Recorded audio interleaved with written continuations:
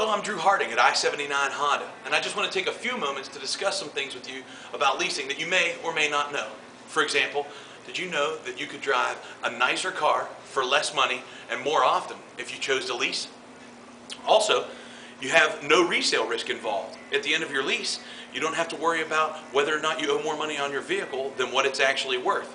And you can achieve a lower monthly payment by committing yourself for about half the time compared to a normal finance contract, as well as most likely having to come up with less money than a normal financing contract as a down payment. And I'm aware a lot of you are not comfortable with the idea of a lease, probably because of some things you may have heard in the past. But I'm here to lay some of those myths to rest, like I drive too many miles to lease.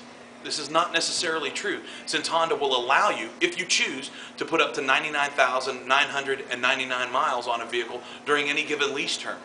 Another popular one is, I'm afraid I'm going to have to pay for damages when I turn the lease car in. Again, might not necessarily be true. Honda will forgive up to $1,500 in normal wear and tear items during that time of your lease. And, this is the most common one, if I lease my car, I don't actually own it. Now, while this is true, if you've ever financed a car in the past and you've traded it in before you've paid it off, you've never owned that car either. The bank actually owned it. So if you'd like to drive a newer car that's nicer than what you have for less money and do it more often, then you probably need to lease.